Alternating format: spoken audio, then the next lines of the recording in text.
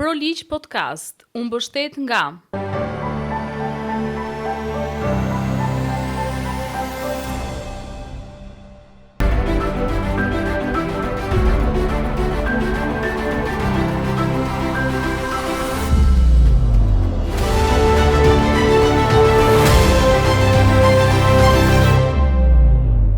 Mirë se erdhët në episodin e radhës të ProLigj Podcast. Sot kam një të ftuar speciale. Them speciale sepse sot do të dalim pak nga legjislacioni shqiptar dhe do të flasim për ligjin duke e krahasuar atë me të ftuarën ton avokaten Florentina, e cila vjen direkt nga Kosova për të dhënë një këndvështrim krahasues për disa shtylla ligjore, siç janë e drejta e markës në Kosovë, cilat janë format ligjore të bërit biznes në Kosovë, gjykata dhe mirëfunksionimi i saj si shkojnë aktualisht, sa besim kanë bashkëkombësit tanë tek funksionaliteti organeve ligjzbatuese. Florentina, mirë se erdhe. Mirë se gjeta, Esmeralda, kënaqësia është edhe imja, njëjtë. Sot është edhe për mua një ndjenjë shumë e veçantë që të jem pjesë e platformës suaj në podcast dhe jam shumë mirënjohëse.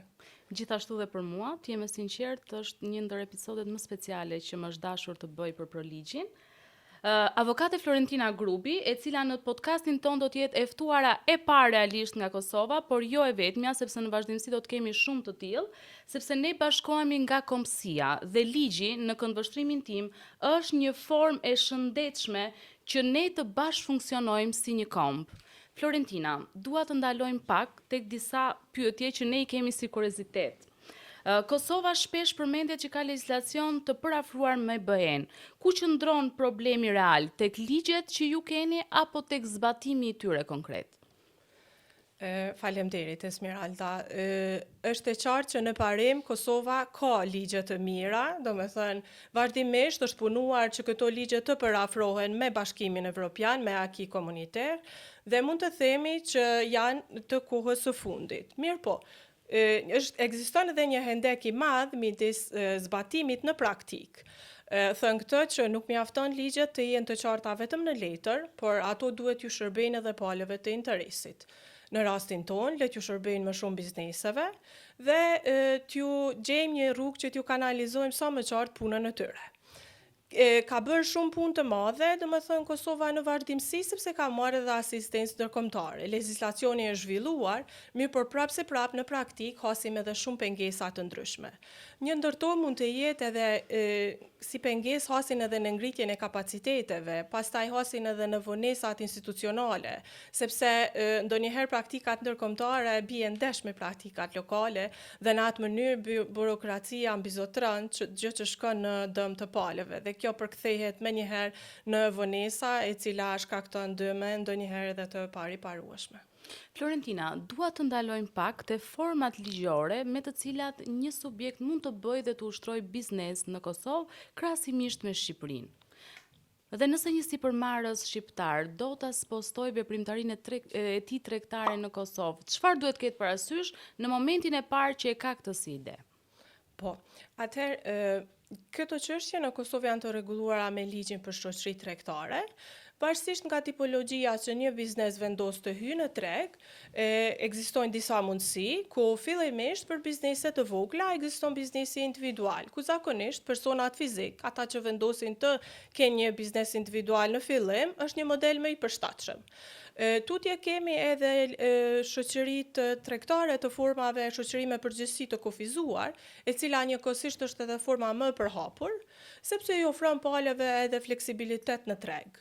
Kemi edhe lloje të ortakrive, siç janë ortakri të përgjithshme dhe ortakri të kufizuara, mirë po këto ju përshtaten kompanive të cilat domethënë duan të ushtrojnë veprimtarinë e tyre me partnerë të ndryshëm apo në një kapacitet më të madh.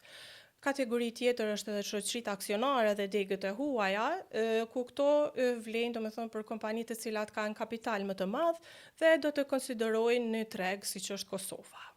Nëse një shoqëri me përgjegjësi të kufizuar në Shqipëri, kapitalin fillestar ligjërisht mund ta ketë 100 lekë. Sa është kapitali fillestar që mund të ketë një SHPK në Kosovë nëse do të vinë nga Shqipëria?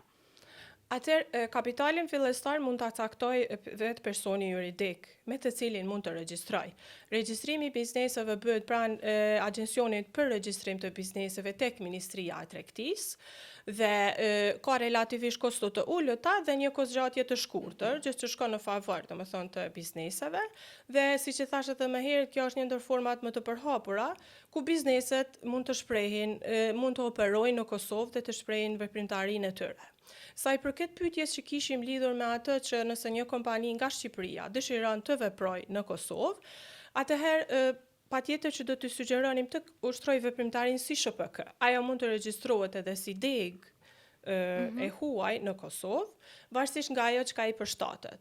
Mirë po, disa favore, domethënë disa kritere të cilat duhet i plotësoj në fillim dhe sugjerimet tona nga perspektiva e avokatit do të ishte që të njeh sa më mirë politikat fillimisht ekonomike, politikat fiskale, kornizat ligjore dhe të vendos në tipologjinë e biznesit të saj që i përgjigjet më së shumti aktiviteteve të tyre.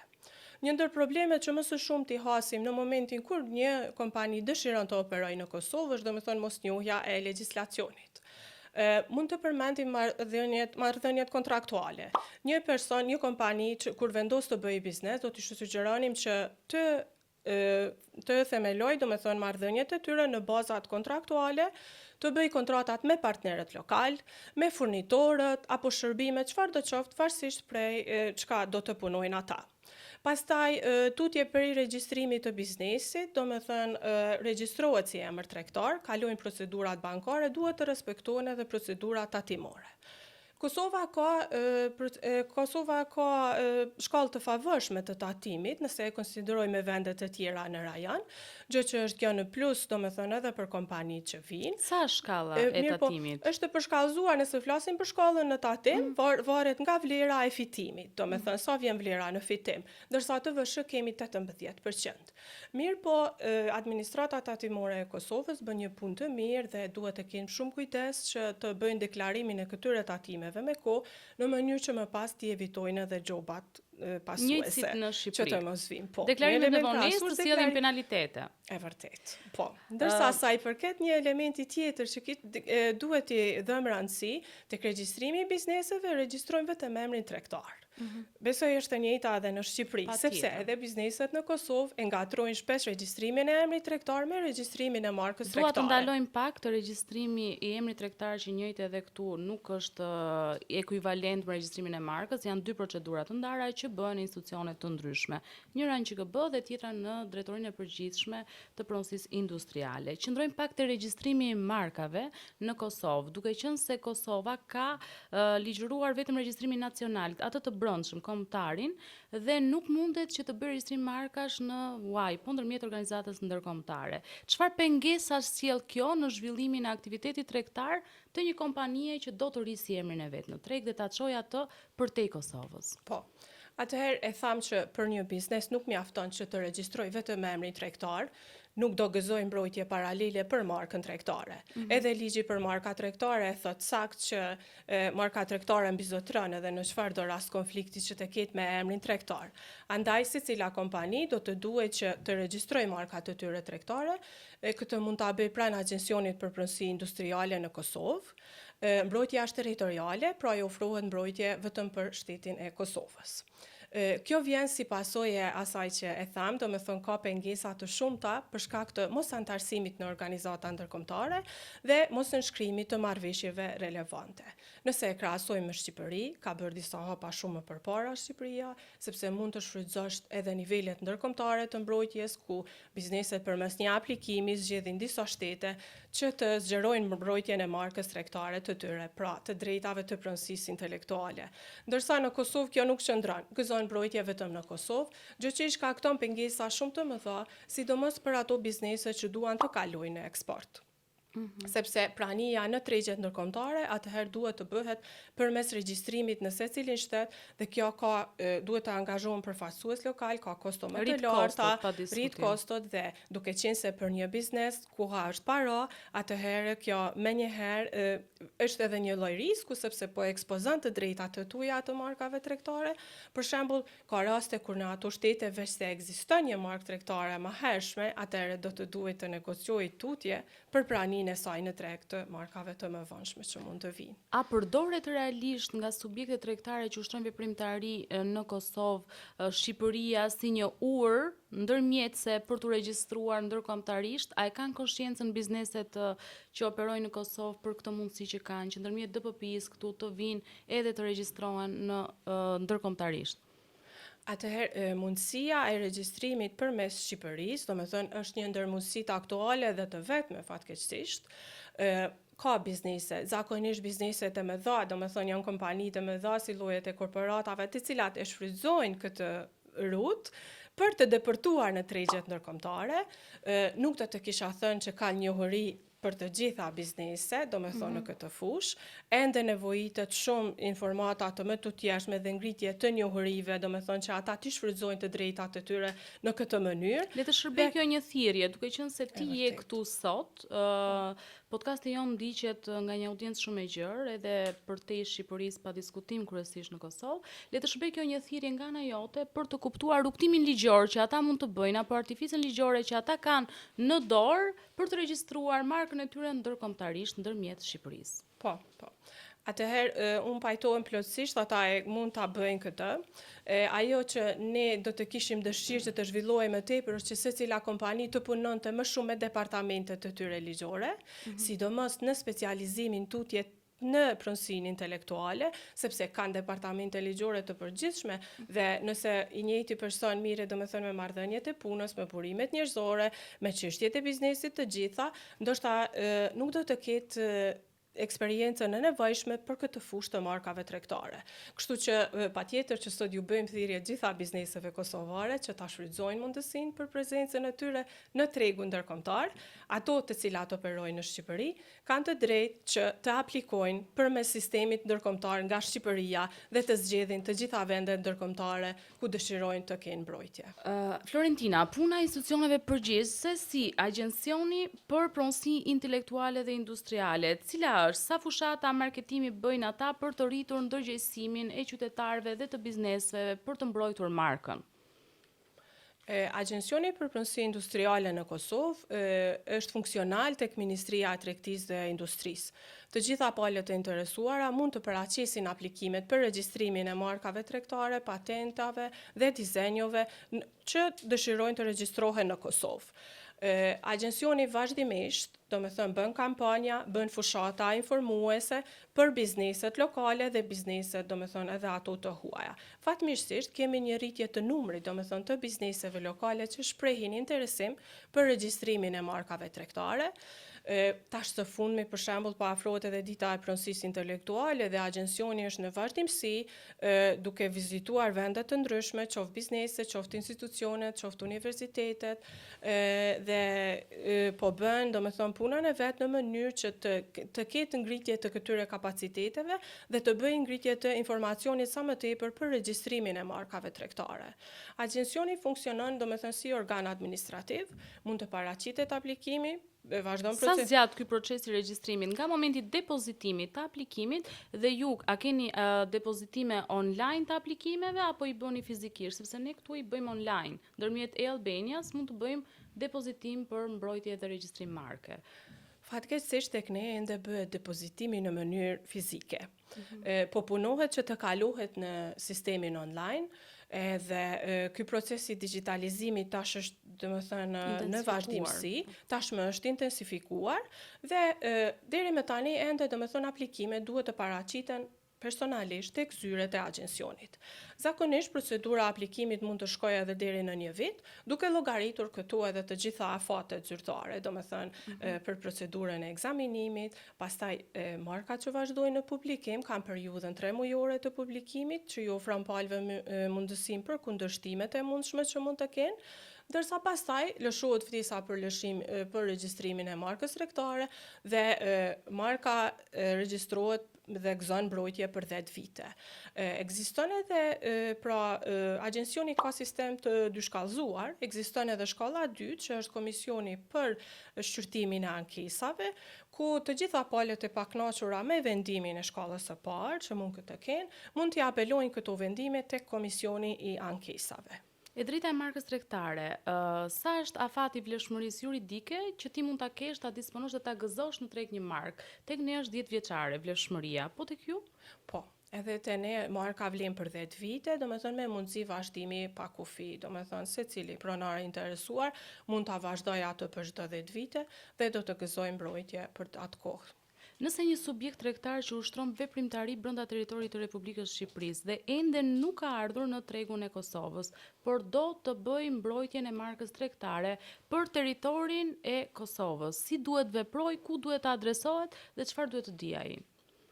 Atëherë, edhe nëse biznesi ende nuk ka plasuar ta zojnë produktet e tij, qoftë mallrat apo shërbimet në tregun e Kosovës, ne do t'i rekomandojmë që të aplikojë për regjistrimin e markës tregtare.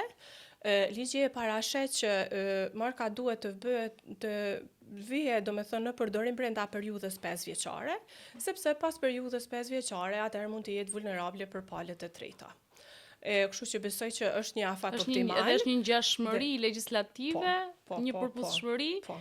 që domethënë nuk njerëzit që duan të ushtrojnë realisht veprimtari tregtare në Kosovë apo në Shqipëri dhe anasjellta se kanë shumë të lehtë sepse legjislacioni ngjan kaq shumë sa që ai që mungon është informacioni. Pajtohem plotësisht, Esmeralda. Informacioni është pika kyçe dhe besoj që mënyra e përcjellimit të këtyre informatave duhet mos të has në vesh të shurdhër, por të shkojë tek bizneset, tek personat e duhur. Domethënë edhe të marrin masat e duhura me kohë, sepse i pari për nga koha, i pari për nga drejta. Kur kemi shkelje të markave tregtare, atëherë mund të jetë edhe shumë vonë. Florentina, dua të ndalojmë pak tek falsifikimi i produkteve apo i madrave të ndryshëm. Sa prezent është ky në tregun e Kosovës dhe si parandalohet apo cilat janë masat që merr sistemi doganor në Kosovë për ta parandaluar këtë proces? Mund të themi që mallat e falsifikuara në Kosovë janë dukshëm ende prezente. I kemi në treg, domethënë nga të gjitha kategoritë. Si pikë kufitare, domethënë është dogana, ajo e para, e cila bën filtrin, domethënë të këtyre, të origjinalitetit, autenticitetit të këtyre produkteve. Pra, të gjitha palët që kanë interes mund të dorëzojnë një kërkesë për veprim në doganë dhe dogana të gjitha mallrat e dyshuara i ndal për verifikim.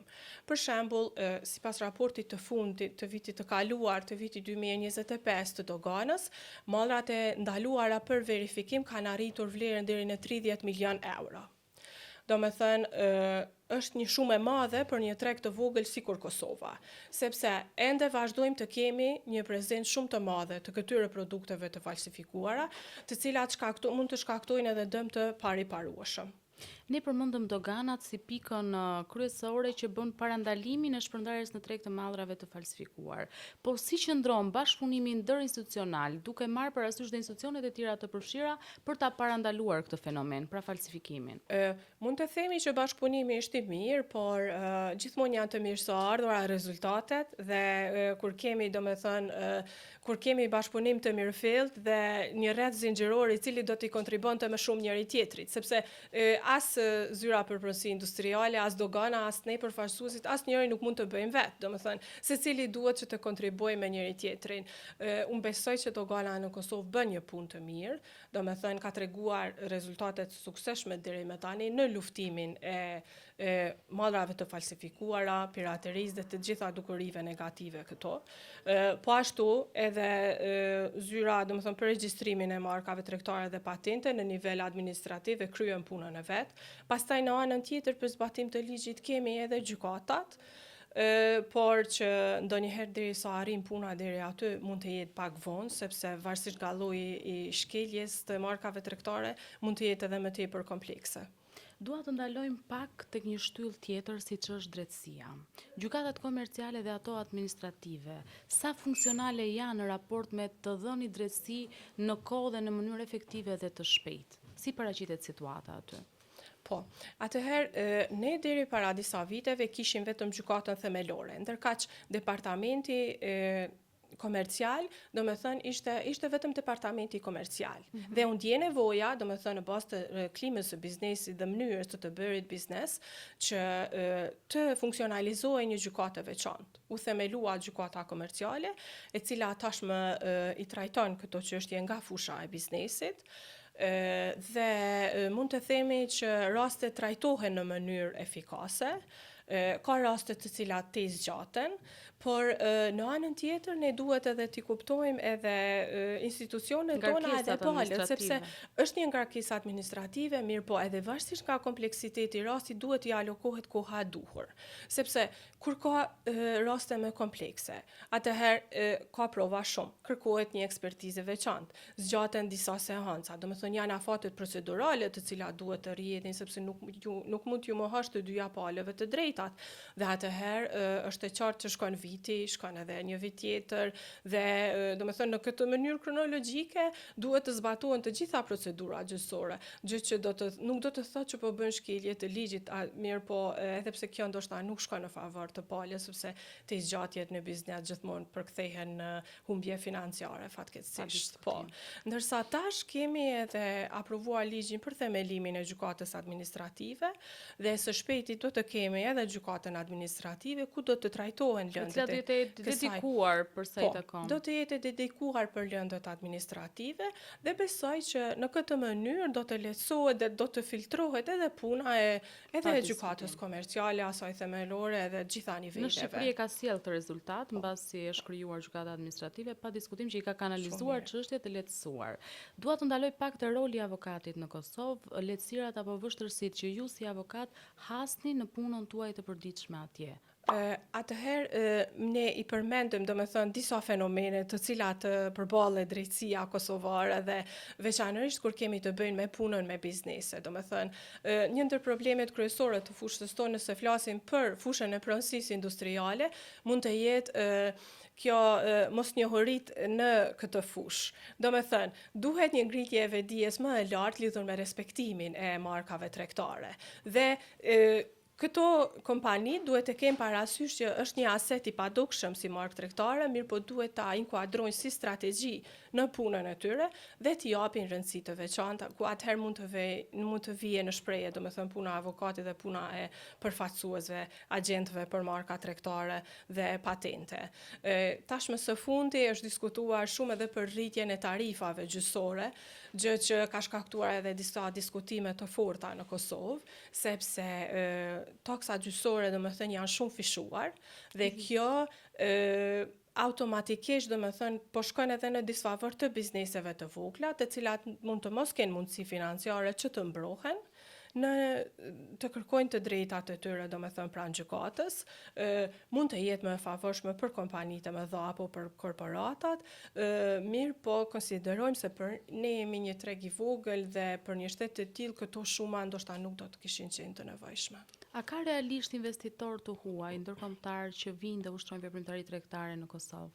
Si është klima aty? Mund të themi që klima është premtuese. Varësisht prej shtetit, prej nga vinë, domethënë ka interesim shumë të lartë, edhe shteti është munduar në mënyrën e vet, domethënë që të bëjë tërheqjen e investitorëve në Kosovë. Nëse vlerësojmë edhe raportet e Bankës Botërore e Kosova, domethënë është ngritur në të bërit biznes në disa kategori. Pastaj bizneset i konsiderojnë edhe këto lehtësirat, domethënë lidhur me tatimet, me kontratat. Kemi edhe një fuqi punëtore, domethënë në Kosovë rreth 50% e popullsisë është nën moshën 35 vjeçare. Kështu që kemi një rini e cila është produktive mund të konsiderohet produktive dhe po shfrytëzohet shumë, sidomos në fushën e teknologjisë, kur ata po bëjnë edhe outsourcing, edhe kompanitë e tjera, domethënë që e shfrytëzojnë për punën në vendet e tyre. Kryesisht për investimet kanë ardhur nga Evropa, si vendet e tilla, domethënë diaspora, Zvicra apo Gjermania, mirë po investitorët serioz dhe investitorët global kërkojnë seriozitet, kërkojnë qëndrueshmëri, kërkojnë sundim të ligjit të mirëfillt, domethënë dhe një konsistencë gjë e cila nuk mund të themi që e kemi arritur. E cila fatkeqësisht është e domosdoshme sepse shkakton qëndrueshmërinë. Është e domosdoshme sepse ajo qëndrueshmëri patjetër i duhet një korporate globale, domethënë dhe ende ne nuk e kemi prezencën e tyre, domethënë gjë që të ndikojë realisht në ekonominë kosovare. Ajo mjafton, kështu që po besoj që ende ka punë për të bërë në atë aspekt. Dhe shpresoj që t'ja dilni. Florentina, dua të ndaloj te një allë kyçe, tek besimi te drejtësia e qytetarëve kosovar. A kanë besim qytetarët realisht te funksionaliteti i drejtësisë? Si është perceptimi popullor për sa i takon drejtësisë? Perceptimi popullor nuk do të kisha thënë që është edhe aq pozitiv, domethënë, ka njerëz që janë zhgënyer në rastet e tyre, domethënë, ne nëse flasim nga ana civile, kanë raste që ju kanë zgjat me vite dhe nuk mund të presim nga ato palë që të kenë një koment pozitiv, domethënë, për sistemin e drejtësisë kosovare. Mirë po, nëse flasim për bizneset, shoh përmirësime të dukshme dhe domethënë është shumë domethënë se kur ato ja falin besimin një institucioni dhe marrin rezultate pozitive, gjë që ju lehtëson punën e tyre, domethënë një vendim pozitiv në gjykat, ju jep të drejtën palëve në biznes dhe i shtyn ata përpara. Nuk do thoja që nuk ka përparime, por ende mbetet për të bërë, sepse tham ligjet janë shumë të mira në letër, neve nuk na mjaftojnë në letër, na duhet të punojmë më shumë në praktik, duhet të shkojnë më shumë në favor të bizneseve dhe në mënyrë që institucionet të zhvillojnë praktikat të tyre të mirëfillta, të kenë vendime më konsistente, të mos dallojnë vendimet nga njëra nga tjetra dhe të evitohen byrokracitë aty ku është e mundshme. Florentina, ishte kënaqësi e veçantë që të kisha. Je mirëseardhur në episode të tjera. Të uroj shumë suksese në punën tënde në vazhdimsi si avokate. Faleminderit shumë Esmeralda. Kënaqësia ishte gjithashtu edhe imja, edhe unë ju uroj shumë suksese dhe punë të mbar. Faleminderit shumë. Ju falenderoj të gjithëve që na ndoqët. Ju ftoj të na ndiqni në episodet e radhës të Pro Ligj Podcast, të na bëni subscribe në kanalin ton zyrtar në YouTube me të njëjtin emër dhe në të gjitha rrjetet tona sociale. Ju mirëpresim.